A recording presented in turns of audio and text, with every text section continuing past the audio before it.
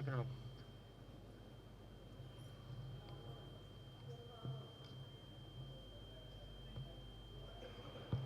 లోక సమస్త సుఖినో సర్వే జన సుఖినో భవంతు. సభికులందరూ వారి కుటుంబ సభ్యులతో సహా సుఖినో భవంతు.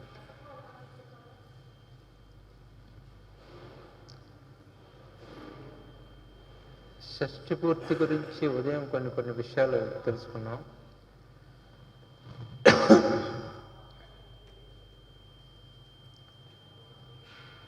ఈ పూట ఎయిమ్ ఆఫ్ లైఫ్ గురించి కొన్ని విషయాలు తెలుసుకున్నాం. మనందరికీ మానవ జన్మ వచ్చింది భగవంతుని తెలుసుకునే నిమిత్తం మాత్రమే. కానీ మనం అందుకు ప్రయత్నించకుండా లౌకికమైన విషయాల్లోకి మన మనస్సుని ప్రవేశపెట్టినప్పుడు మనం పాపాత్మలమవుతున్నాం అని ఉదయం నేను చెప్పున్నాను. స్వధర్మం అంటే మానవ జన్మ ఎత్తినందుకు నీకున్న మొట్టమొదటి ధర్మం ఏంటి? చాలామంది పండితులు స్వధర్మం అంటే నీ కులధర్మాన్ని ఆచరించమనో, జాతి ధర్మాన్ని మత ధర్మాన్ని ఆచరించమనో, వంశ సంప్రదాయాన్ని ఆచరించమనో చెబుతూ వస్తున్నారు. అది పూర్తిగా లౌకికమైన వాదన. భగవంతుడు మీ కులంలో ఏం పాటిస్తారో అది పాటించమని చెప్పడానికి భగవద్గీత చెప్పలా. నువ్వే మతస్థుడివో తెలుసుకొని జీవించమని చెప్పడం కోసం భగవద్గీత చెప్పలా. శ్రీకృష్ణ హృదయాన్ని అవగాహన చేసుకోవాల్సిన అవసరం చాలా ఉంది.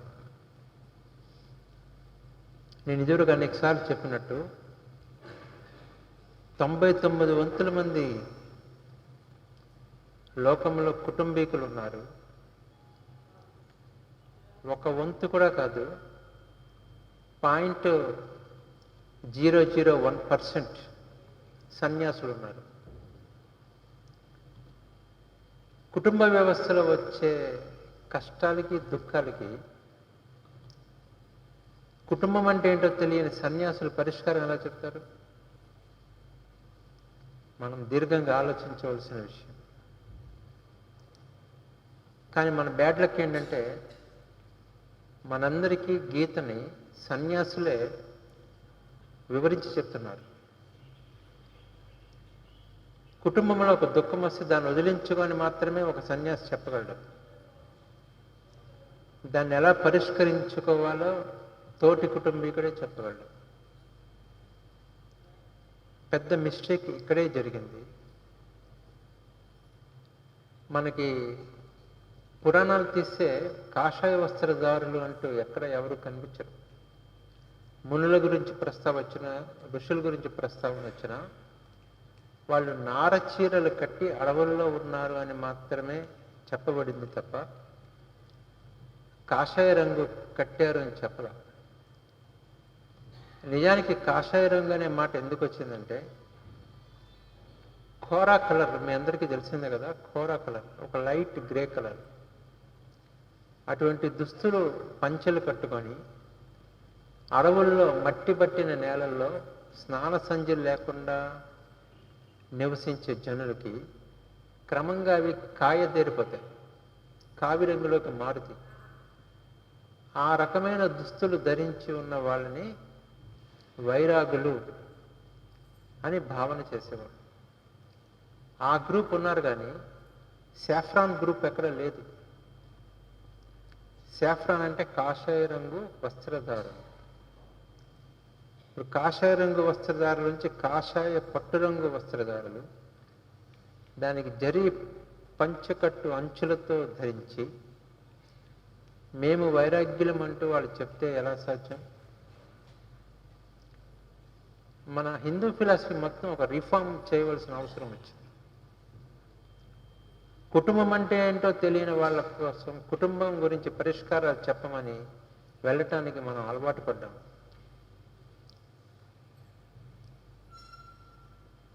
ఇది పూర్తిగా అసమ్మతమైన విషయం. వైవాహిక సమస్యల గురించి ఎలాంటి పరిష్కారాలు చేయాలని చిన్నపిల్లల్ని అడిగినట్టుగా ఉంటుంది. మీకు వైవాహిక జీవితంలో వచ్చే సమస్యలకి పరిష్కారం చిన్నపిల్లలు ఎలా చెప్తారు? మీకు ఆది శంకరాచార్య మండవ మిశ్రుడు అనే వ్యక్తి, అతని భార్యతో వచ్చిన వేదాంత చర్చ మీకు తెలిసే ఉంటుంది. వేదాల గురించి ఉపనిషత్తుల గురించి వాళ్ళు చర్చించుకున్నప్పుడు అనేక రకాల చర్చలు వాళ్ళు జరిగినాక ఆమె వైవాహిక జీవితం గురించి కొన్ని ప్రశ్నలు వేస్తుంది ఆది శంకరాచార్య. వేసినప్పుడు అతను ఏం చేస్తాడంటే డ్రాప్ అయిపోయాడు. రియల్ సెయింట్ చేయాల్సిన పని అది. నాకు వివాహమే తెలీదు, స్త్రీ పురుష సాంగత్యమే తెలీదు, నేను దాని గురించి ఎలాగా గెలుస్తాను, మాటలు చెప్తాను, నేను చెప్పను అన్నాడు. 64 కళల్లో ఇది కూడా ఒక కళ కాబట్టి ఇది చెప్తేనే నువ్వు తెలిసినోడివి అన్నాడు. అప్పుడు ఆయన ఏం చేశాడంటే ఆ ఊళ్ళో రాజుగారు జస్ట్ చనిపోయారు. చనిపోతే ఈయన ఆయనలోకి పరకాయ ప్రవేశం చేసి ఇక్కడేమో 40 days టైం అడిగి అక్కడికి వెళ్ళి ఆ భార్య దగ్గర ఉండి విషయాలు తెలుసుకొని ఈమెను జయించాలి అని ఆయన ఉద్దేశం. చచ్చిపోయిన భర్త లేచాడు. లెగిసినప్పుడు అతను మాట్లాడే తీరు, వ్యవహరించే తీరు చూసినాక భార్యకి ఏమైందంటే ఇందులోకి మళ్ళీ వచ్చిన జీవం మా ఆయన కాదు, వీడెవడో మహాత్ముడు వచ్చాడు, వీడిని పోనివ్వకూడదు, పట్టి బంధించాలి అనుకుంది. అతనికి శరీరాన్ని వదిలిపెట్టడం, ఎంటర్ అవ్వడం తెలుసు అనమాట.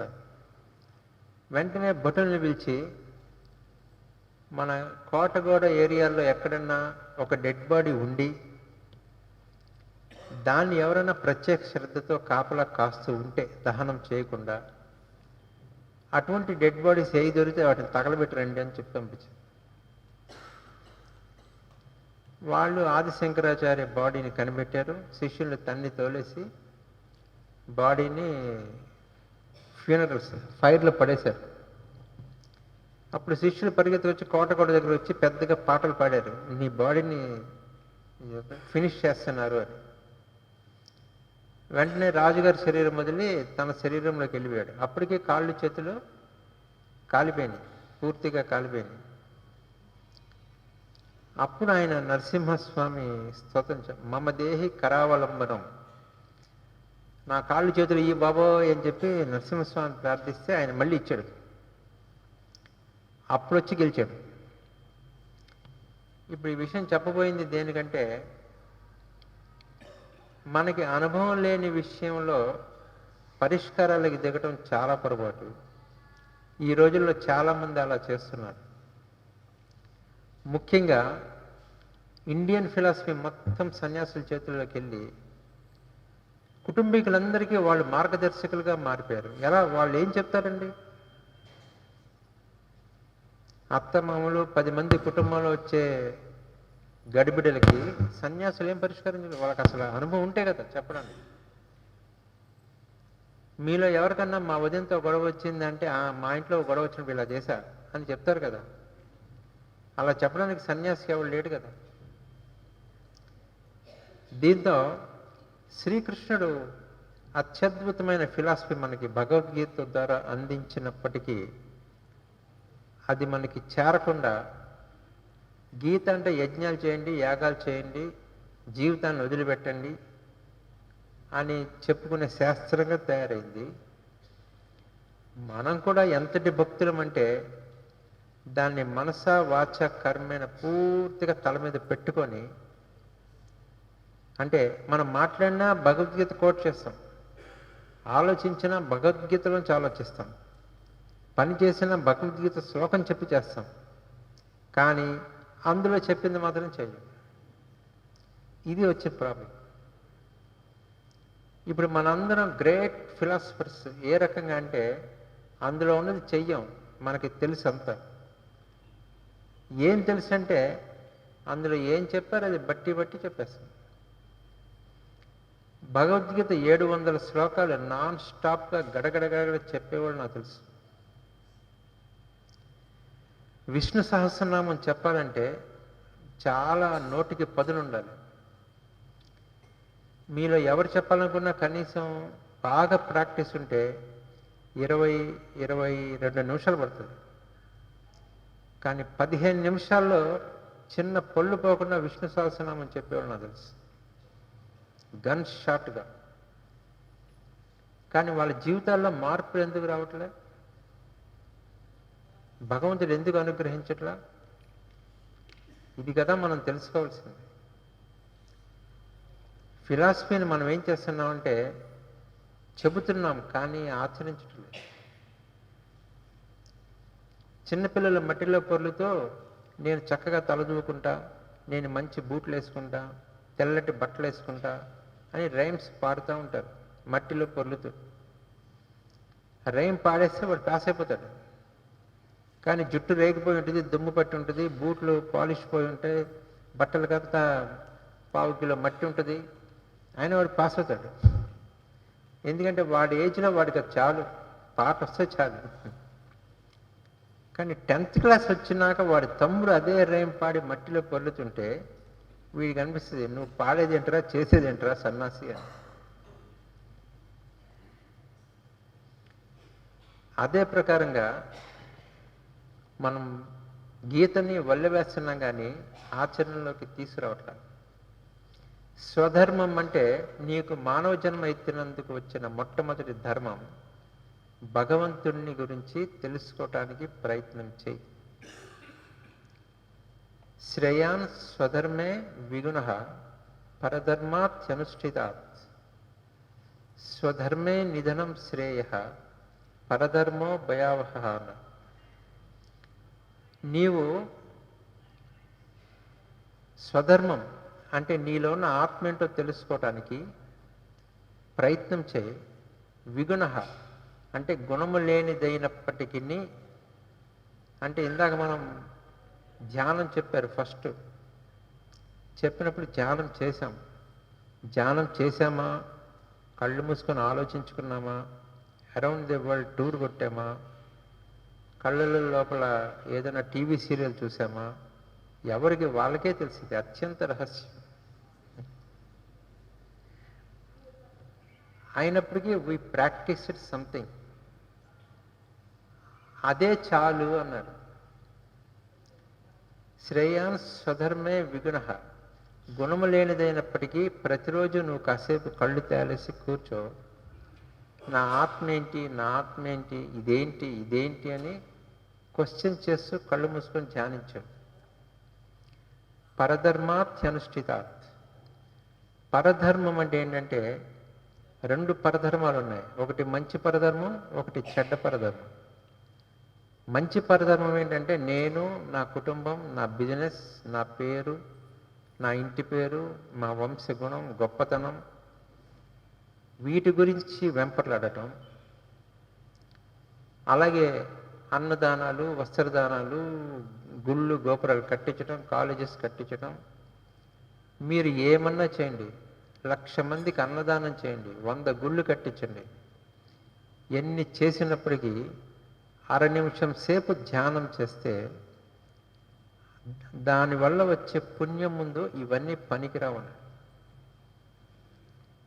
10,000 అశ్వమేధ యజ్ఞములు, 1000 వాజపేయి యజ్ఞములు, 1,00,000 మందికి అన్నదానం చేసినప్పటికీ నీకు వచ్చే పుణ్యం 1/2 నిమిషం సేపు నీ మనస్సును నువ్వు ఆపగలిగితే వచ్చే పుణ్యం ముందు దిగదుడుపన్నాడు. భగవంతుడే చెప్పాడు ఈ మాట, వాళ్ళు వీళ్ళు చెప్పలా. ఇప్పుడు భగవంతుడు యజ్ఞం చేయి అని ఎక్కడ చెప్పాడు? చెప్పలే. అదొక ఇంటర్ప్రిటేషన్. ఎవరు తోచింది వాళ్ళు కలిపి పారేశారంత గీతలో. భగవంతుడు ఏం చెప్పాడంటే సదా నన్నే ధ్యానించు, ఇతర దేవతని ధ్యానించటం భక్తి వ్యభిచారం అన్నాడు. నన్ను మాత్రమే ధ్యానించు, కుదిరినా కుదరకపోయినా ట్రై చేయి, దట్స్ ఆల్. లేదండి నేను లోకంలో కాలేజీ కట్టిస్తున్నా, కట్టించు, మంచిదే, కానీ దాని పుణ్యం నీకు ముక్తి ఇవ్వదు. మరొక 100 జన్మలు నీకు ఐశ్వర్యంతో కూడిన జన్మలు అందించచ్చు కాక, ముక్తి రాదు. భగవంతుడు క్లియర్గా చెప్పాడు. అయితే అలా తెలిసి తెలియని ధ్యానం చేస్తుండగా అందరూ ముక్తి పొందేస్తారా, చచ్చిపోరా అంటే స్వధర్మే నిధనం శ్రేయ. నువ్వు ఆ రకంగా ప్రయత్నిస్తూ చనిపోతే అప్పుడు కూడా అది గొప్ప విషయమే, శ్రేయస్కరమైనది. పరధర్మాత్యన్ భయావహ. పరధర్మం ఆచరించడం అంటే లౌకికమైన విషయాల్లో నువ్వు టూ మచ్గా ప్రవర్తించినప్పుడు అది నిన్ను ఎటు తీసుకెళ్ళి ఎటు కలుపుద్దో ఎవరూ చెప్పలేరు. ఒకడు రోజుకి 1000 మందికి అన్నదానం చేశాడు, చచ్చిపోయాడు. దేవుడి దగ్గర వెళ్ళిపోతున్నాం అనుకున్నాడు, అక్కడ తలుపులు వేసేశాడు. ఏంటి, నేను ప్రతిరోజు 1000 మందికి అన్నం పెట్టా అన్నాడు. 2 కారణాల వల్ల నువ్వు వెళ్ళవు. నువ్వు 1000 మందికి అన్నం పెట్టినప్పుడు చివరిలో ప్రతిరోజు 15-20 మంది ఎక్స్ట్రా వచ్చారు, వాళ్ళకు కూడా పెట్టాల్సింది, వాళ్ళకి నువ్వు పెట్టాల. నువ్వు పెద్ద లెక్కదారుడు అనమాట. లెక్క అంటే లెక్క, 1000 డోర్ క్లోజ్ అన్నాడు. ఆ బయట ఉన్న 20 మంది శాపనార్థాలు పెట్టి పోయారు. తిన్న 1000 మంది బడుగులు కాబట్టి వాళ్ళకి బ్లెస్ చేయటం తెలియదు, అంటే అన్నదాత సుఖీభావం అంటం తెలియదు. శుభ్రంగా సృష్టిగా తిన్నారు, వాళ్ళ దారిలో వాళ్ళు పోయారు. ఎల్లని 20 మంది శాపనార్థం పెట్టారు. నీ జీవితకాలం అంతా ఇలాగా ప్రతిరోజు 20 మంది చొప్పున వచ్చిన శాపనార్థాలు నిన్ను నరకానికి పంపిస్తున్నాయి. మరి నేను అన్నం పెట్టిన వాళ్ళు అన్నారు, వాళ్ళు నిన్నెవరూ బ్లెస్ చేయలే, అందుకని అది యూస్లెస్ అయిందన్నాడు. అయితే వాళ్ళ తిట్ల కోసం నేను నరకానికి వెళ్ళినాక స్వర్గానికి వెళ్తానా అన్నాడు. వెళ్ళవు అన్నాడు. ఎందుకని? నేను అన్నం పెడుతున్నా, నేను అంటూ నువ్వు పెట్టావు కాబట్టి ఎన్ని వేల మందికి లైన్లో నుంచి పెట్టి నువ్వు అన్నదానం చేశావు, అన్ని రోజులు నువ్వు లైన్లో కూర్చొని అడుక్కొని రా, it is your result of your కర్మ అన్నాడు. అందుకే చేసింది ప్రకటించుకోవద్దు అన్నాడు. నేను నీకు అన్నం పెట్టా అని ఎప్పుడైతే అన్నావో నువ్వు అన్నం కోసం లైన్లో నుంచోవలసిన భవిష్యత్తుని నువ్వే నిర్మించుకున్నావు. మరి అది ఎలా పెట్టాలి? భగవంతుడు నాకు అవకాశం కలగజేశాడు, నాకు తోచింది అన్నం పెడుతున్నా, దీంతో నాకు ముక్తి వస్తే నాకు మంచిది, ఇంకేం అక్కర్లేదు, నాకు మళ్ళీ జన్మొద్దు అని అన్నం పెట్టుంటే అదే అన్నదానానికి నీకు ముక్తి వచ్చేది. కానీ చేసింది ఎక్కడైతే నువ్వు ప్రకటించుకున్నావో అదే ప్రకటనలో నువ్వు తిరిగి అన్నదానం పొందు పో అన్నాడు. చాలామంది ఈ రోజుల్లో అన్నదానం చేసే పెద్ద పెద్ద లేబుల్స్, టైటిల్స్ పెద్ద పెట్టుకుంటున్నారు. వాళ్ళు ఎంత డేంజర్లోకి వెళ్తున్నారో చూడండి. ఈ చేత్తో ధర్మం చేస్తే ఆ చేతికి తెలియకూడదు అని చెప్పారు. ఎందుకంటే ధర్మం చేసేటప్పుడు ఏమాత్రమైనా నీలో ఈగో రైజ్ అయితే నువ్వు బలైనట్టే. కాబట్టి ఒకడు రోజుకి 1000 మందికి అన్నదానం పెట్టినప్పటికీ పరధర్మో భయావహ అన్నట్టు వాడు చచ్చిపోతే వాడు ఎక్కడికి వెళ్ళాడంటే నరకానికి వెళ్ళాడు. చూడటానికి వాడు గొప్ప పుణ్యాత్ములా కనిపించాడు, చచ్చిపోయినాక నరకానికి వెళ్ళాడు. కాబట్టి స్వధర్మం అంటే ఆత్మను తెలుసుకునే ప్రయత్నం, అంటే ధ్యాన ప్రక్రియ. మీరు మీ ఒంట్లో బలం ఉన్నప్పుడే చేయండి. పొద్దున్న ఒక పాట చెప్పుకున్నట్టు టైం దాటితే మీలో బలము ఉడిగినప్పుడు, ఇప్పుడు ఇట్లాగో 4 గంటలు కూర్చుంటే మంచి విషయాలు వస్తాయండి అంటే ఎక్కడ కూర్చోగలం? అరగంట సేపు ధ్యానం చేయాలంటే నిద్రలోకి జారిపోతున్నాం, లేదా అరగంట సేపు ధ్యానం చేయాలంటే అరౌండ్ ది వరల్డ్ దేశమంతా తిరిగి వస్తున్నాం. మనసు నిలబడట్లేదు కదా, దాన్ని పట్టుకోవాలనే ఉత్సాహం ఎక్కడుంది? లేదు కదా. ఇటువంటి వీక్నెసెస్ అన్నీ మనకు వచ్చే అవకాశం ఉంది. రోజులు గడిచేటప్పుడు, కాలం బాగా కలిసి వచ్చేటప్పుడు ఎవడు చెప్పిన మాట మనకి నచ్చదు. వీలుంటే ఈ చెప్పినోడు చేశాడా అని అంటాం తప్ప, వాడు చేశాడో లేదో మనకెందుకు, చెప్పింది రైట్ అయితే మనం ఆచరిద్దాం. అలా ఎవరైనా చేస్తున్నారా? చెయ్యండి. మనుష్యులు ఈ రకంగా ఆత్మధర్మాన్ని విస్మరించినప్పుడు భగవంతుడు ఏం చేస్తాడంటే ప్రతి మనిషికి తగిన శిక్ష విధిస్తున్నాను అని చెప్పాడు. యథా యథా హి ధర్మస్య గ్లానిర్భవతి భారత అభ్యుత్థానం అధర్మస్య తదాత్మానం సృజామ్యహం అన్నాడు. ఎప్పటి వరకైతే నువ్వు దేవుణ్ణి తెలుసుకోవాలనే బుద్ధి నీకు పుట్టలేదో, ఆ అధర్మాన్ని సరిచేయటం కోసం ఆ ఆత్మని, అతనిలో ప్రాణశక్తిగా ఉన్న నేను సరిచేస్తున్నా అన్నాడు. అంటే దుఃఖింపచేసి సరిచేస్తున్నా అన్నాడు. బుద్ధి కర్మానుసారిణి అన్నాడు. వాడి గోతిలో పడే మార్గం ఉంటే గొయ్యున్న రోడ్లోకే వెళ్తాడు, ఇంకెవడు చెప్పినా వినడు. అలాగా భగవంతుడు ఏం చేశాడంటే వార్నింగ్ ఇచ్చాడు. ఎప్పటి వరకైతే నువ్వు ఆత్మను తెలుసుకునే ప్రయత్నం చేయటానికి మొదలు పెట్టలేదో అప్పటి వరకు నీవు అధర్ముడివి. లేదంటే నేను రోజుకి గుడికి వెళ్తా, నువ్వు భక్తుడు అనుకోవద్దు. నువ్వు దేని గుడికి వెళ్తున్నా, నాకు 1,00,000 కావాలి 2,00,000 కావాలి అంటున్నావు. అరటిపండు ఇస్తాను 1,00,000 అంటున్నావు, బెల్లం మొక్క పెడతాను 1,00,000 అంటున్నావు. అందుకోసం నువ్వు గుళ్ళోకి వెళ్ళి నీకు ముక్తి, భగవంతుడు దానికి ఏదో మెచ్చుకుంటాడు అనుకుంటున్నావా? ఎంత ఫూలిష్నెస్, ఎంత ఫూలిష్నెస్ చెప్పండి. ఏం చెప్పాడంటే నీలో ఆ ధర్మం పుట్టించడం కోసం నీ ఆత్మకు నేను కష్టం కలిగిస్తున్నా. పరిత్రాణాయ సాధూనాం వినాశాయ చ దుష్కృతాం. నీలో సాధు సద్గుణాల్ని డెవలప్ చేయటం కోసం, దుష్టభావాల్ని నశింపచేయటం కోసం, ధర్మ సంస్థాపనార్థాయ, దేవుణ్ణి తెలుసుకుంటా, నేను దేవుణ్ణి తెలుసుకుంటా అనే ధర్మం నీలో పర్ఫెక్ట్గా ఫిక్స్ అయ్యేటట్టు చేయటం కోసం సంభవామి యుగే యుగే అన్నాడు. యుగే యుగే అంటే క్షణం క్షణం అనే అర్థం కూడా ఉంది సంస్కృతంలో.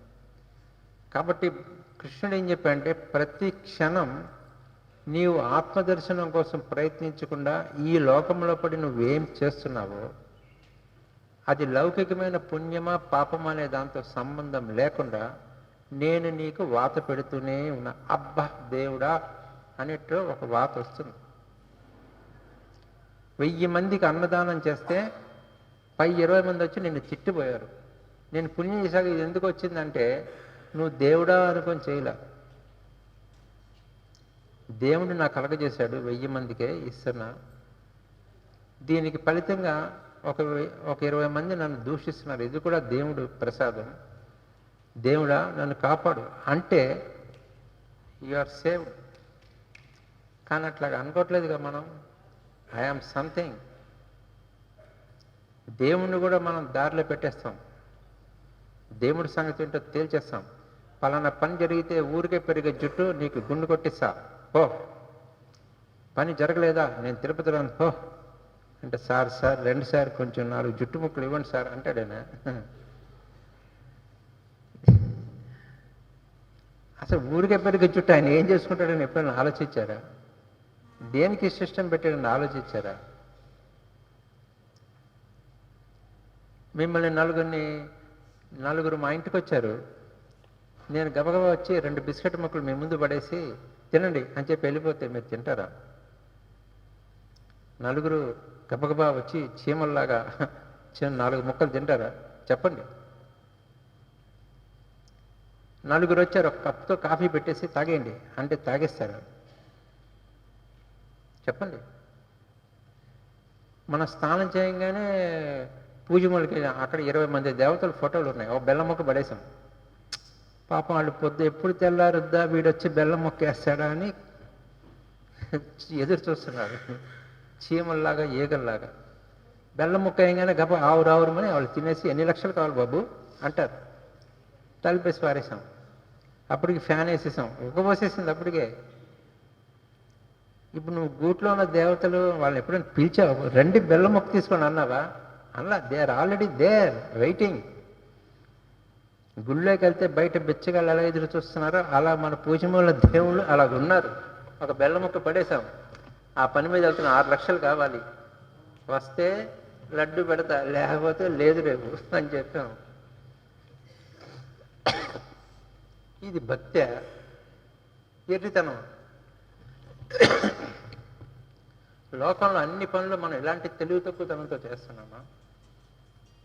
ఊహించండి, ఎవరన్నా మీరు ఎవరింటికైనా వెళ్తే ఒక బిస్కెట్ ఇలా పడేసి నలుగురికి ఏరుకొని తినండి అంటే తింటారా? ఏం చేస్తున్నాం మనం భక్తి పేరుతో? దీనికి భక్తి అని పేరు పెట్టి పొద్దున్న లేస్తామో దీపం వెలుగుపించకపోతే అమ్మవారు నాకు వాత పెడతారు. ఇలా చెప్పేవాళ్ళు 1,00,000 మంది ఉన్నారు. దీపం కాదు డ్యూటీలు వెలిగించినా ఆవిడ వాత పెడతానే ఉంది, రోజుగా వాత పెడతానే ఉంది. ఎందుకు పెట్టింది అనే ఆలోచన మనకి ఎప్పుడైనా వస్తుందా? దేవతల్ని గౌరవించటం, పూజించటం అనే మాట అసలు మనకి తెలిసిందా? తెలియలా. ఇదే మెయిన్ ప్రాబ్లం. మనకి ప్రశ్నించినట్టు మనకేం తెలిసిందంటే మానవులకి 5 క్లేశాలు పట్టుకున్నాయి. 5 క్లేశాలు ఏంటంటే 5 క్లేశాలు ఏంటంటే అజ్ఞానం అంటే తెలీదు, అహంకారం తెలియదన్న సంగతి ఒప్పుకోం, ఏది మాట్లాడినా పౌరుషం, దీన్ని మగతనం పెట్టారు పేరు పౌరుషం. మాట అంటే పడవండి పౌరుషం. దాని మీద క్రోధం, చిన్న తేడా వస్తే అవతల అంత తేల్చడానికి వెళ్ళిపోతాం. ఇది అయినాక అభిజాతస్యం అంటే నేను చేసేదే కరెక్ట్, నాకు తెలిసిందే కరెక్ట్, నాకెవడు చెప్పక్కర్లా. ఈ 5 గుణాలు మనలో తిష్ట వేసి కూర్చున్నాయి. వీటిని వదిలించుకుంటే గానీ మనకి ప్రపంచం అర్థమవుతుంది. మేము మహాభక్తులం, భక్త శిఖామణులం, భక్త ఇది ఈమణి ఆమణి కళికితురాయి అని ఏమన్నా పేర్లు పెట్టుకుంటే మాకు ఇద్దరు కొందరు తగిలేవాడు. ఆయన భక్త శిఖామణి అండి, ఈయన భక్త వజ్రం అండి, ఆయన భక్త వైడూర్యం అండి అని కొందరు కనిపించేవాడు. మనం ఏమి కాదు, భక్తి బెడ్డలం, అన్నంలో వచ్చే బెడ్డలం. ఫస్ట్ భక్తి అంటే ఏంటో మనకి చచ్చినా తెలియదు. Accept it. దేవతల్ని గౌరవించటం ముందు నేర్చుకోండి, పూజించటం నేర్చుకోండి. మేమైతే అసలు ఆ పనే చేయట్లేదు అనుకోండి, అది వేరే విషయం. భగవంతుడు అంటే ఆత్మే అనే ధోరణిలో మేము చేస్తున్నప్పుడు మాకు ఇది వర్తించదు. కానీ మిగతా చేసే వాళ్ళందరికీ ఇది చాలా అవసరమైన విషయం. మీలో ఎప్పటి వరకైతే ఆత్మని తెలుసుకోవాలనే కోరిక పుట్టలేదో ఈ ప్రపంచంలో మీరు ఏం చేసినా దాంట్లోంచి మీకు దుఃఖం కలుగుతోంది అని కృష్ణుడు హెచ్చరించాడు. అంతే తప్ప 5 లక్షల సంవత్సరాలకు ఒకసారి నేను వస్తాను, అప్పుడు దొంగల భర్తం పడతా, అప్పుడు రాక్షసుల భర్తం పడతా. ఇప్పుడు పురాణాలు నమ్మేవాడిని, అయ్యా ఏంటి కలి అంటే, అయ్యా 5,000 సంవత్సరాలు గడిచింది, అప్పుడే ఏమైంది, ఇంకో 4,27,000 సంవత్సరాలు గడిస్తే కానీ అప్పుడు దేవుడు దిగొస్తాడు అని చెప్తాడు. ఎవరు చెప్పాడు? సృష్టిగా భోజనం చేసి వచ్చి చెప్తాడు పండితుడు. ఆయనకి 2 రోజులు కడుపులో కాల్చితే కానీ సంగతి అర్థం కాదు. అప్పుడు దాకుంటే ఎట్లాగే దేవుడు ఇప్పుడు కనిపించాను అప్పుడు అంటాడు. భగవంతుడు ఏమన్నాడంటే ఎప్పుడు 5 లక్షల ఏళ్ళకి వస్తానని చెప్పట్లా, మీరెప్పుడు పిలిస్తే అప్పుడు పలుకుతాడన్నాడు కదా. దానికి మనం ఏదైనా రుజువు సాక్ష్యం సంపాదించామా? నన్ను ఒక ఆయన అన్నాడు, యోగా అంటే సైలెన్స్ అంటున్నారు కదా, సైలెన్స్ అంటే దేవుడు తెలిసివేడా? ఆయన ఒక రాముల వారి గుడిలో పంతులు గారు, మీకు రాములు గారు అంటే నమ్మకమేనా? నమ్మకమే. ఎన్నిసార్లు కనిపించాడన్న? అలా అడగకూడదన్న. అలాగే ఇది అడగకూడదు. ఇంతమంది భక్తులు ఉండి ఎవడన్నా మీరు చూసారా? రాములవారికి పెద్ద క్యూ ఉంది, అమ్మవారికి పెద్ద క్యూ ఉంది. చూసారా? ఎవడూ చూడలేదు. దేనికి వెళ్తున్నారు మీరు? నమ్మకం. కానీ నమ్మకమే కాకుండా రిజల్ట్ మన లైఫ్లో కనిపించారు. మేము ఏదన్నా దేవుడి గుళ్ళోకి వెళ్ళి ఇప్పటికీ 20 ఏళ్ళు గడిచిపోయింది. అయితే సమాజంలో ఉన్నందువలన, కుటుంబ సభ్యులతో ఉన్నందువలన వాళ్ళు ఏదన్నా చేస్తే మేము కూడా నుంచుంటాం. అక్కడ వెళ్ళి వాళ్ళు హారతిస్తే మేము కూడా ఇస్తుంటాం. కానీ మేము సొంతంగా గుళ్ళోకి వెళ్ళి 20 ఏళ్ళు దాటింది. భగవంతుడు అంటే ఏంటో అవగాహన తెలుసుకోవాల్సిన అవసరం వచ్చింది. దాన్ని సాధన చేయటం జరిగింది, అనుభవానికి వచ్చింది. అది మాత్రమే మేము మీకు చెప్తున్నాం. వింటున్నారు కదా అని ఏదో ఒకటి చెప్పి పారేట్లా. పర్ఫెక్ట్గా మెడిటేట్ చేయండి. ఎవరైతే అద్వైతం అంటే అది తప్ప మరి ఒకటి లేదు అనేది అర్థం చేసుకోలేరో వాళ్ళ కోసం పూజా విధానాలు పెట్టండి. ఆ పూజా విధానాల్లో కూడా చాలా ముఖ్యంగా చెప్పేది, see the god in the deity but that deity is not the god. మీరు గుళ్ళోకి ఎక్కడికి వెళ్ళినప్పుడు ఒక విగ్రహాన్ని చూసినప్పుడు భగవంతుణ్ణి ఆ విగ్రహంలో చూడండి, కానీ ఆ విగ్రహం దేవుడు కాదు. ఇది గుర్తుపెట్టుకోండి. కానీ అది పోయి వాళ్ళ విగ్రహాలు చేయటం, విగ్రహాలు క్రమంగా 50 అడుగులు 60 అడుగులు వినాయకుడి విగ్రహాలు పెట్టడం, జనమంతా అటు చుట్టూ చేరి పరుగులెత్తడం, వీటి వల్ల సాధించింది ఏంటంటే బ్లడ్ ప్రెషర్ సాధిస్తున్నారు. ఏంటంటో చేస్తున్నారు. అలా కాకుండా మీరు స్వచ్ఛంగా ఆత్మదర్శనం కోసం ప్రయత్నించండి. మీరు గాలి ఎంత సులువుగా పీల్చగలరో అంత సులువుగా భగవంతుని అవగాహన చేసుకోవచ్చు, అర్థం చేసుకోవచ్చు. మీ జీవితంలో మీకు ఎదురుపడే ఘటనలన్నీ కూడా మీ కర్మల్ని రిఫ్లెక్ట్ చేస్తున్నాయి. గుర్తుపెట్టుకోండి. మీరేం చేస్తున్నారో అదే మీ జీవితానికి అనుభవానికి వస్తుంది. మనస వాచ కర్మేణ మీరేం ప్రవర్తిస్తున్నారో మీ చుట్టూ ఉండే జీవులు అదే మీతో ప్రవర్తిస్తున్నాయి. అనేక జన్మలుగా మనం ఏంటేంటో చేసేసాం. అవన్నీ ఇప్పుడు మనకు అనుభవానికి వస్తున్నాయి. ఇప్పుడు వాటిని జయించడం ఎట్లాగంటే మనోమౌనాన్ని సాధన చేయండి, సాధించండి. మనోమౌనం. అన్ని దుఃఖముల నుంచి మీరు బయటికి రావచ్చు. కర్వాఖిలం పార్థ జ్ఞానేన పరిసమాప్యతే అన్నారు. ఎన్ని కర్మబంధనాలు ఉన్నప్పటికీ నీలో జ్ఞానం ఉదయించంగానే ఆ కర్మలన్నీ నశిస్తాయి అన్నారు. అటువంటి జ్ఞాన సముపార్జన కోసం మీరు ప్రయత్నించండి. మీ దగ్గర తగినంత బుర్ర ఉంది, కానీ దాన్ని లౌకికమైన సంపాదన కోసం ఖర్చు పెడుతూ ఉన్నాం. ప్రతిరోజు అందులో కొంచెం ఆత్మదర్శనం కోసం మీరు పెట్టండి. మీ లైఫ్లో ఎంత చేంజ్ వస్తుందో చూడండి. ఇక్కడున్న చాలామంది ఈ సాధన చేస్తున్న వాళ్ళే, నేను చెప్పింది ఆచరిస్తున్న వాళ్ళే. వాళ్ళకి తగిన సత్ఫలితాలు రాబట్టే వాళ్ళు ఇంతగా వచ్చి కూర్చున్నారు. అది కూడా నాకు తెలుసు. రాని వాళ్ళు కొందరు ఉన్నారు, వాళ్ళ కోసం ఇది చెప్తూ ఉన్నాము. మీరు సాధన ద్వారా మనోనిశ్చలతని సాధించడానికి ప్రయత్నం చేయండి. ఈ ప్రపంచంలో మీరు ఏదైనా చేయొచ్చు, కానీ మీరు చేసే ప్రతి కర్మకి ఒక ఫలితం పుట్టుకొస్తుంది. ఆ ఫలితాన్ని కాదంటానికి మీకు హక్కు లేదు అన్నాడు కృష్ణుడు. కర్మణ్యే వాధికారస్తే మా ఫలేషు కదాచన. నీవు ఏ పనైనా చేయటం మీద నీకు అధికారం ఉన్నది, కానీ నీవు చేసిన పనికి ఒక ఫలితం వస్తుంది, దాని మీద నీకు అధికారం లేదు అన్నాడు. కృష్ణ హృదయం లేని పండితులు, హృదయం తెలియని పండితులు ఏం చెప్తున్నారంటే కర్మ ఫలితాన్ని ఆశించకుండా కర్మ చేయి అంటున్నారు. ఇది పూర్తిగా రాంగ్ సైడ్లో వెళ్ళిపోయింది. కృష్ణుడు అలా చెప్పలా, వార్నింగ్ ఇస్తున్నాడు. నువ్వే పనైనా చెయ్యొచ్చు, నీకు రైట్స్ ఉంటాయి, కానీ ఒకసారి నువ్వు ఒక పని చేసినాక ఆ పనికి ఒక ఫలితం పుడుతుంది. దాన్ని కాదంటానికి నీకు హక్కు లేదు. హరిహర బ్రహ్మాదులు అడ్డం వచ్చినా నువ్వు దాన్ని అనుభవించవలసి వస్తుంది.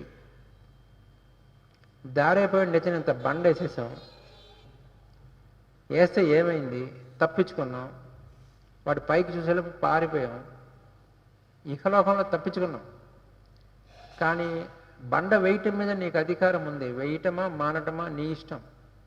కానీ once it is released from your hand, you have nothing in your hands. ఆ రాయి అతని తల మీద పడి అతను ఎంతటి దుఃఖానికి లోనయ్యాడో అది నువ్వు చేసిన కర్మ ఫలితం.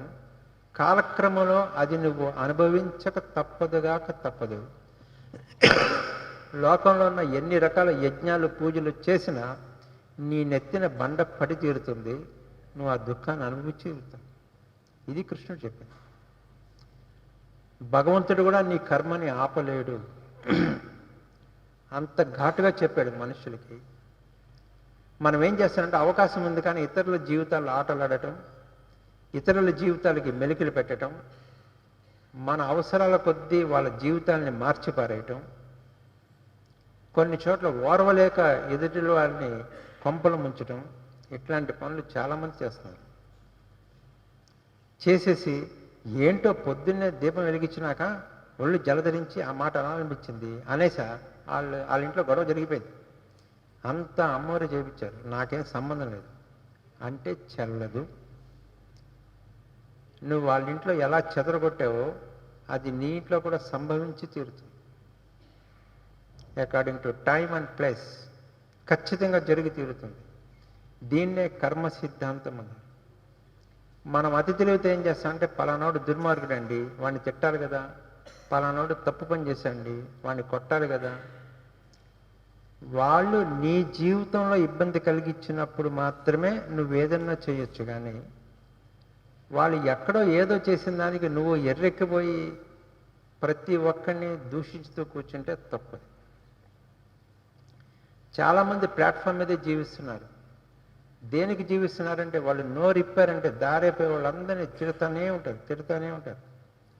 తిట్టి తిట్టి తిట్టి ఎవరిని ఎంతగా దూషించారో అటువంటి దూషితమైన జీవితమే వాళ్ళు జీవిస్తున్నారు. జీవితంలో పైకి వచ్చేవాడు ఎవడంటే వాడు ఎవరిని పట్టించుకోడు. వాడిని ఎన్నిసార్లు పైనుంచి తీసి నేలలో కలిపేసినా మళ్ళీ ఎలాగో మేడెక్కి కూర్చుంటున్నాడు.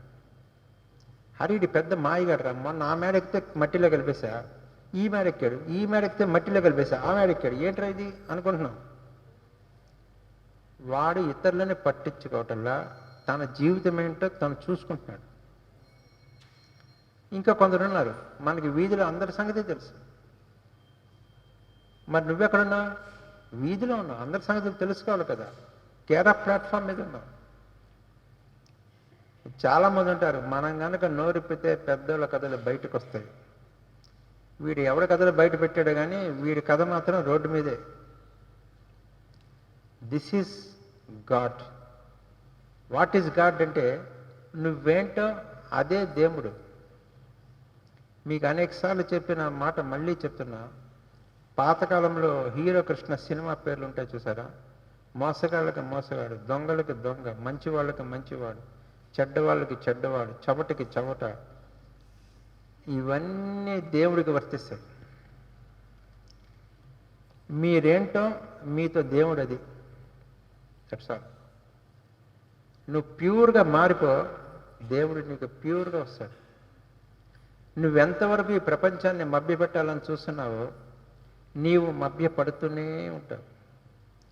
ఎంతవరకు నువ్వు మనోస్వచ్ఛతతో నీ దగ్గరున్నది ప్రపంచానికి ఇవ్వాలని చూస్తావో భగవంతుడు నీకు తన దగ్గరున్నవన్నీ నీకు ఇవ్వాలని చూస్తాడు.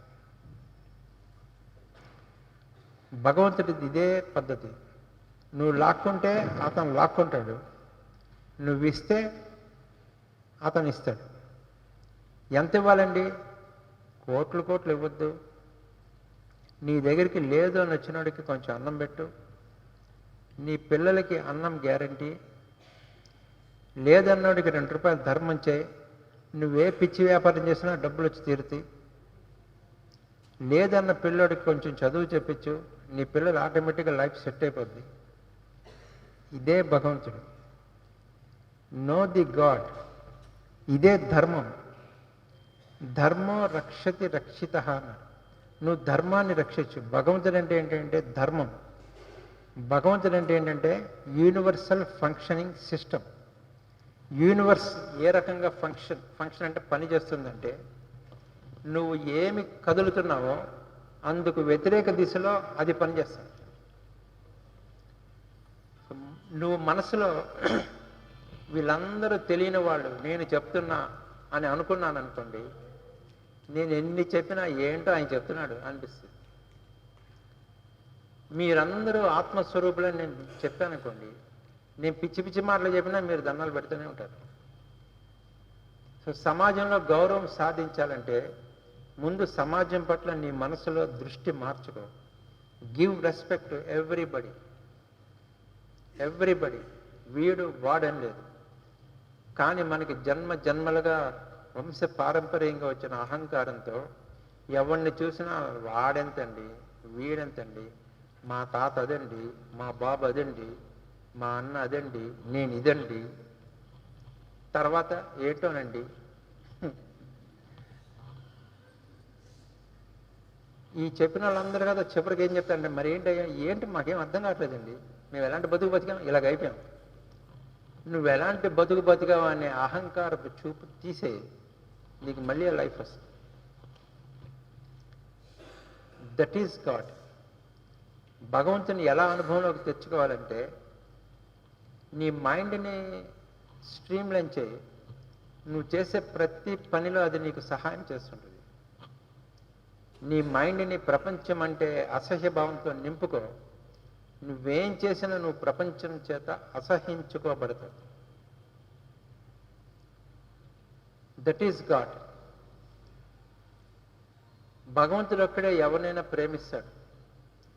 ఎన్ని దొంగతనాలు చేసినా తిరుపతికి వస్తే రానిస్తారు కదా, ఎన్ని తప్పుడు పనులు చేసినా తిరుపతికి వస్తే రానిస్తారు కదా.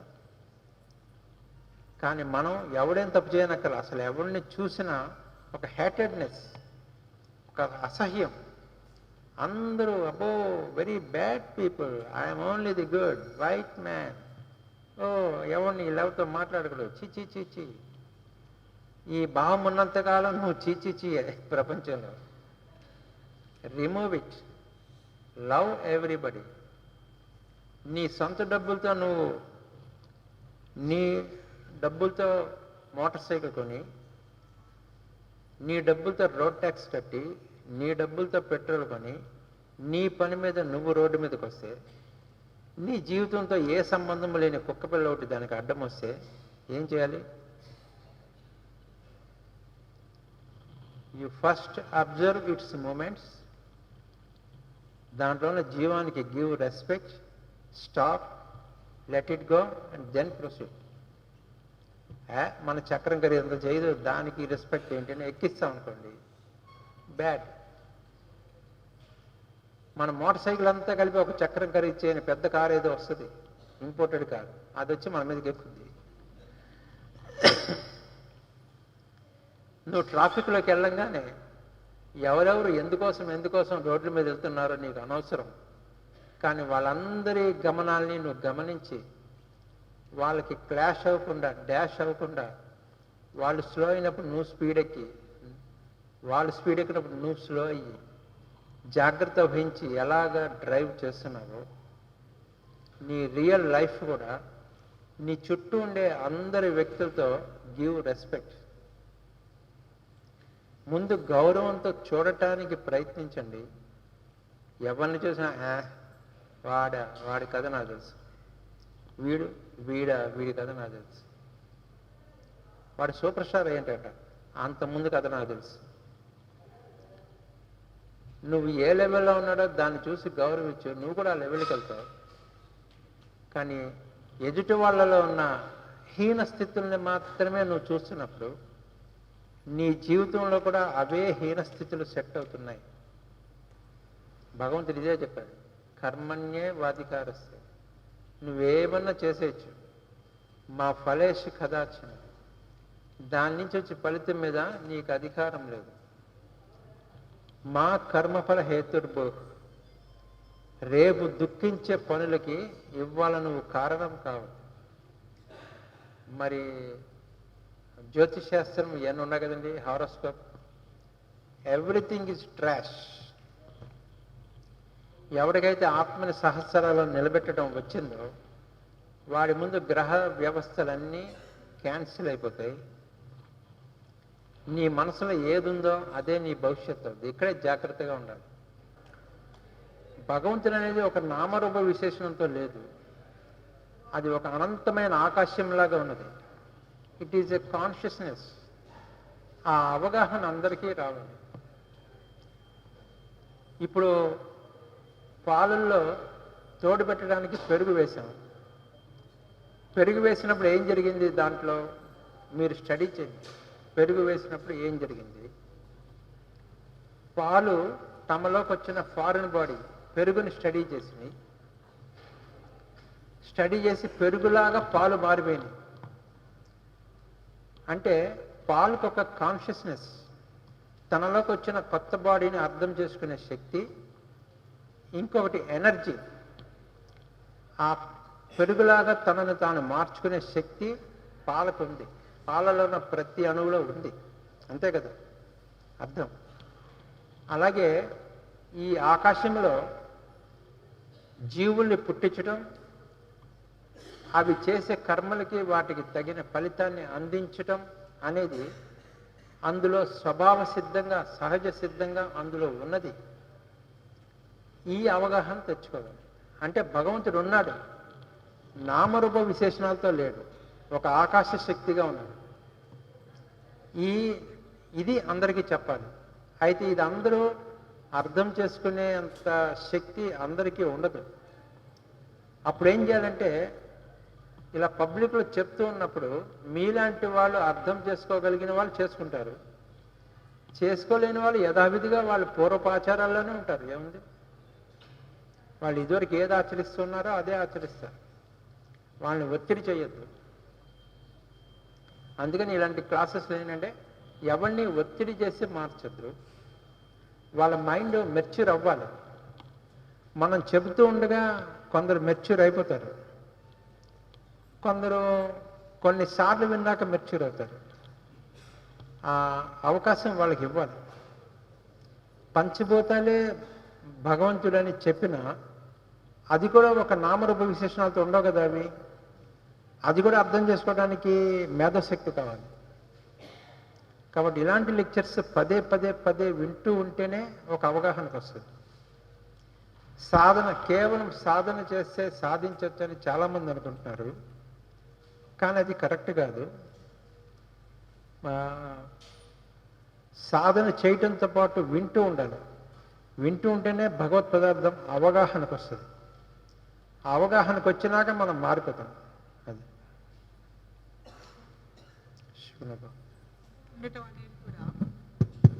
వింటూ ఉండడం. వాడి టోటల్ ఫ్యామిలీ భవానీ కాదు. అవసరం వస్తే మేము మా ఫ్యామిలీ భవానీ కాదు. అసలు నేను సర్వనాశనం అయిపోయిన పర్లా, వాడు కూడా నాశనం అయిపోయాడు. చాలామంది బుర్రలో నడిచే ఫిక్స్డ్ లైన్స్, జీవిత గైడ్ లైన్స్ ఇవే. ఎప్పటికైనా సరే వాడిని హతమారుస్తా, అందుకు అవసరం అయితే నేను హతమారిపోతా. ఈ ఎయిమ్తో జీవించే వాళ్ళు చాలామంది ఉన్నారు. వాళ్ళ లైఫ్లో లైట్ ఎప్పుడు రాదు. ఎవరిని హతమార్చడం మన చేతిలో లేదు, ముందది తెలుసుకోండి. అసలు మీ ప్రాణం తీసుకోవడానికే మీ చేతిలో లేదు, అది కూడా తెలుసుకోండి. ఇంకోటి ప్రాణం తీయటం సంగతి వదలండి. భగవంతుడు ఏం చెప్పండి, మా కర్మఫల హేతుర్భు, రేపు దుఃఖించే పని ఇవాళ రోజు చేయక. ఎప్పుడైతే నువ్వు ప్రాణశక్తిని మాట మాటికి సహస్రారంలో నిలబెట్టగలుగుతున్నావో అప్పుడు నీ ముందు జ్యోతిష్ శాస్త్రం క్యాన్సిల్ అయిపోతుంది.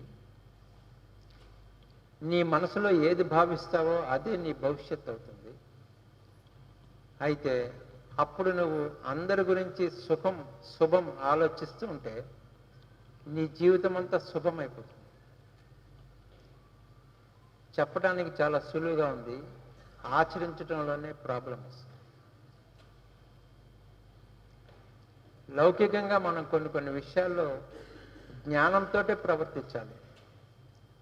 అయితే జ్ఞానంతో ప్రవర్తించేది ఎవరితోటంటే జ్ఞానులతో మాత్రమే. ఇది కూడా గుర్తుపెట్టుకోండి. నేను చాలా గొప్ప మంచి విషయాలు చెప్పండి. మీరంతా విన్నారు, విని ఎల్లొస్తానని తలుపు తీయగానే పెద్ద దునపతి వచ్చింది ఎదురుగా. ఇప్పుడు నేను దానికి జ్ఞానం బోధిస్తానంటే కుదరదు. బడితి పెట్టి ఒకటి వెయ్యాలి, లేదా సినిమాలలో అటు ఇటు పల్టీలు కొట్టి తప్పించుకోవాలి.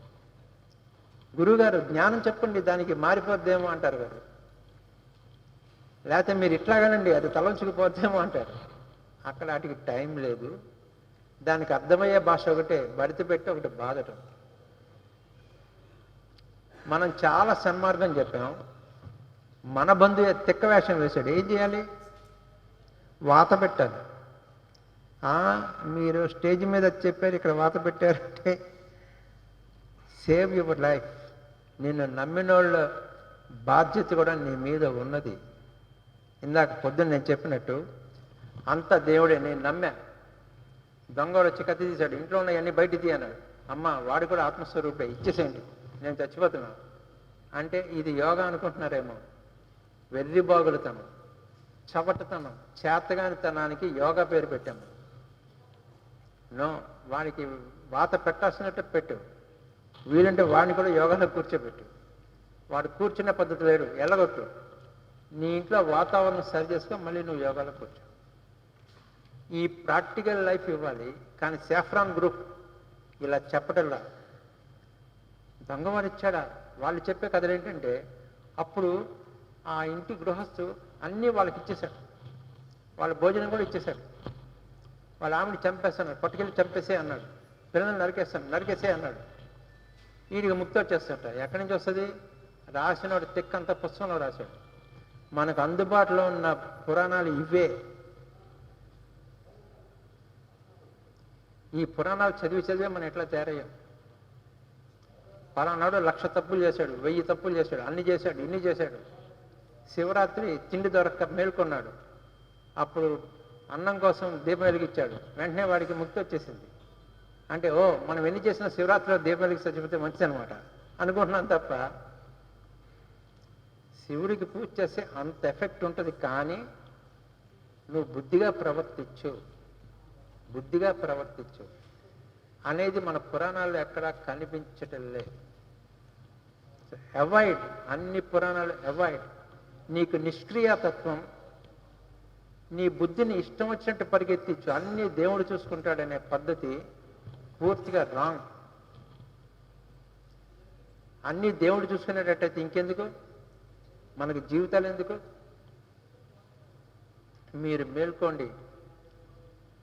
రాసిన వాళ్ళు ఎవరంటే వాళ్ళు భక్తుల కాదు, ఏదో ఒకటి రాసేసి ప్రింటింగ్ ఇస్తున్నారు. జనం వేలం వెరిగా కొనుక్కెళ్తున్నారు.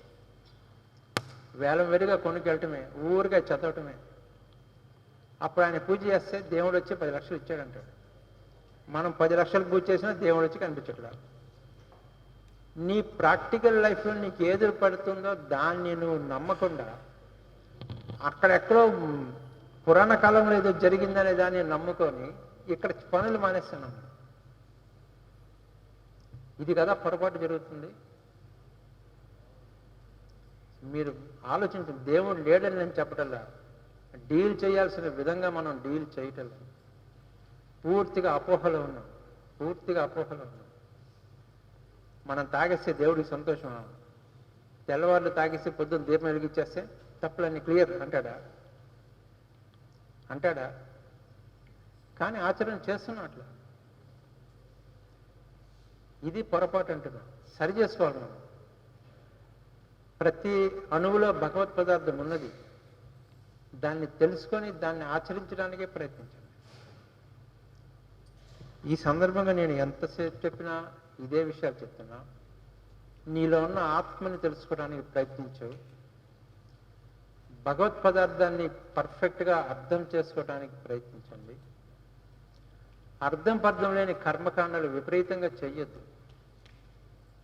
వాటి వల్ల పెద్ద ప్రయోజనం లేదు. అది ఒక మానసిక తృప్తి, ఆత్మ తృప్తి తప్ప లేదు.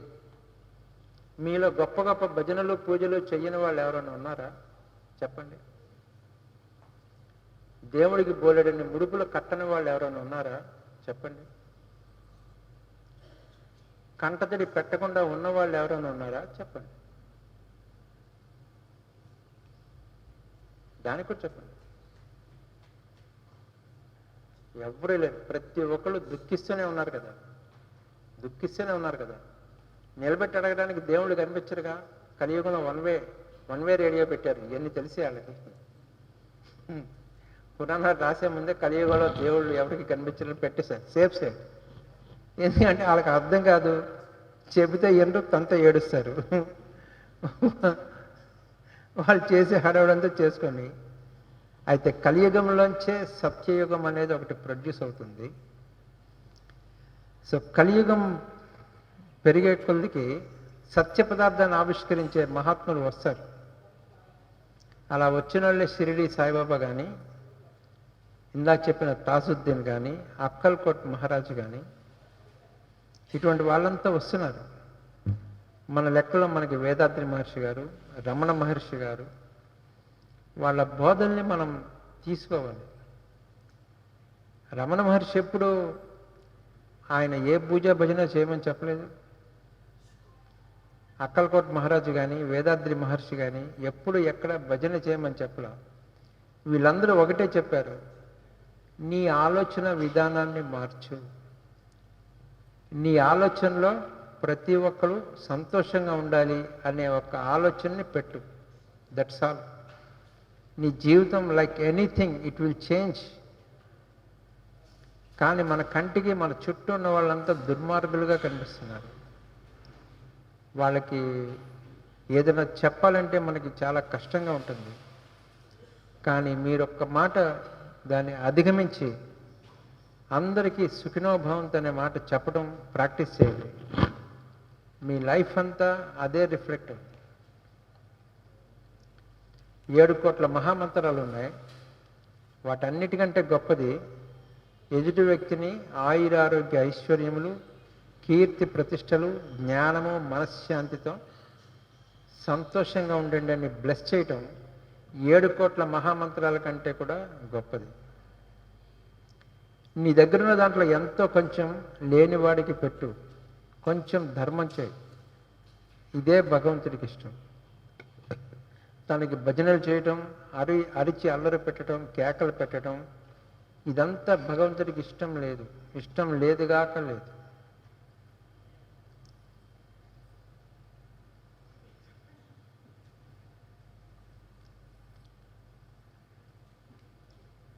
ఇదే విషయం. ఈ విషయాలన్నీ ఇక్కడ ఉన్న మెంబర్స్కి అనేకసార్లు చెప్పే ఉన్నాను. కొత్త వాళ్ళు శ్రద్ధగా వింటారేమో, విషయం వాళ్ళకి అర్థమవుద్దేమో అని మేము ఆశిస్తున్నాం. ఆశించండి. Just change your mind. లోక సమస్త సుఖినో భవంతు. మీ మైండ్లో అదే రావాలి. అది వచ్చినంతకాలం మీ జీవితంలో తిరుగులేదు. మిగతా అంతా కూడా మనకి ప్రాబ్లమే. సుఖినో భవంతు. ఈ విషయాలతో నేను ఇక్కడికి కంప్లీట్ చేస్తున్నాను. ఎవరికైనా ఏదైనా డౌట్ ఉంటే అడగండి, లేదంటే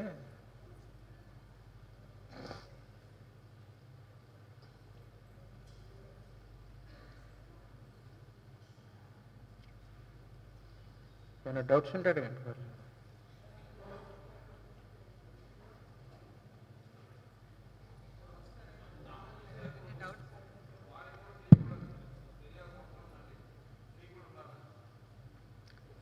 దానం చేసేటప్పుడు ఎవరు, అందులో కండిషన్ ఏంటంటే మనలో ఏమాత్రమో అహంకారం పెరగకుండా ఉండటం కోసం. నేను చేశా అనే భావం వస్తే అదే మీరు ధర్మంగా పుచ్చుకోవాల్సి వస్తుంది. పాయింట్ అర్థం చేసుకోండి.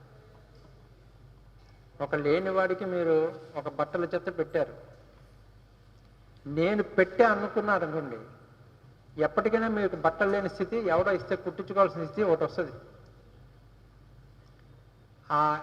ఆ ప్రింట్ రాకుండా ఉండటం కోసం వచ్చిన వాళ్ళకి సుఖినోభవంతు, నాకు అవకాశం వచ్చింది ఇచ్చా అనుకోండి చాలు. ఇందులో ఇంట్లో వాళ్ళకి తెలియకూడదు అనే పాయింట్ ఏం లేదు. తెలిసి అహంకరించదు. మేం చేశామని అనుకోదు. ఎవరు ఎవరికి చేయటం ఆ మాటకు వస్తే ప్రతి ఒక్కరు వాడి ఫేట్ తింటున్నాడు. చూడటానికి నేను పెట్టినట్టు కనిపించినా వాడి ఫేట్లో ఉంటేనే ఇది వెళ్తుంది. కాబట్టి ఈ ప్రపంచంలో ఉన్న జనులందరికీ ఫుడ్ ఎవరు పెడుతున్నారంటే భగవంతుడే పెడుతున్నాడు అనే నిశ్చయమైన అర్థంతో మనం ఉండాలి. దట్ ఈస్ భక్తి.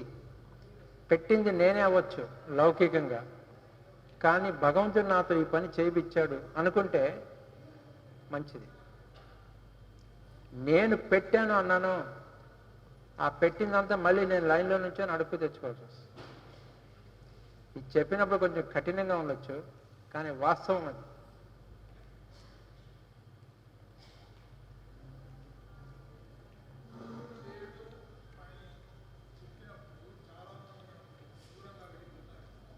ఎవరు?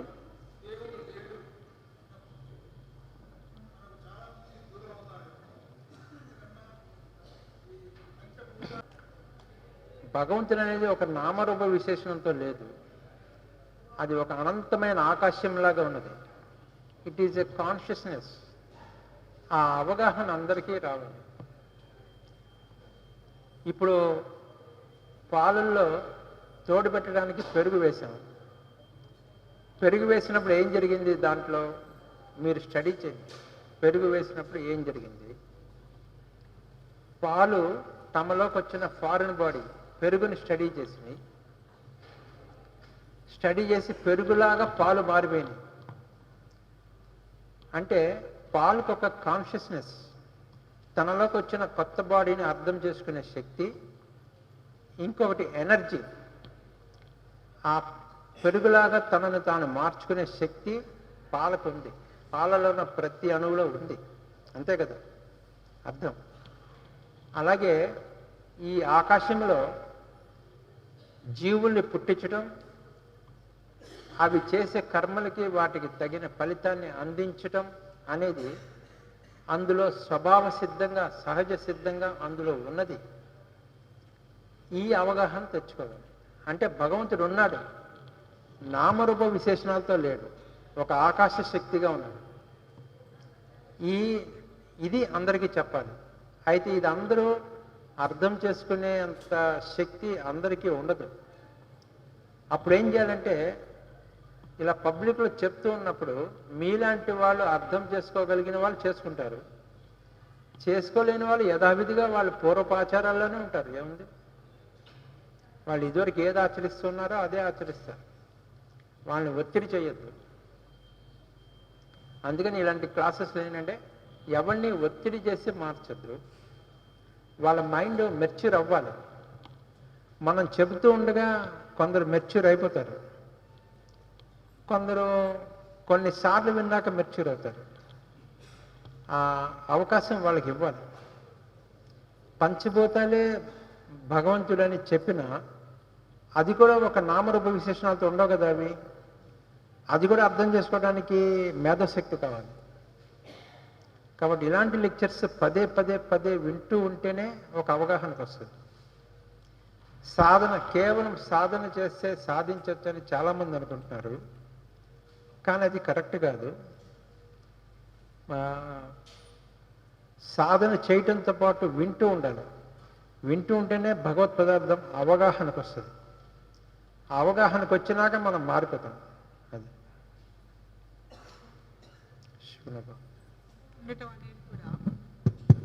వింటూ ఉండడం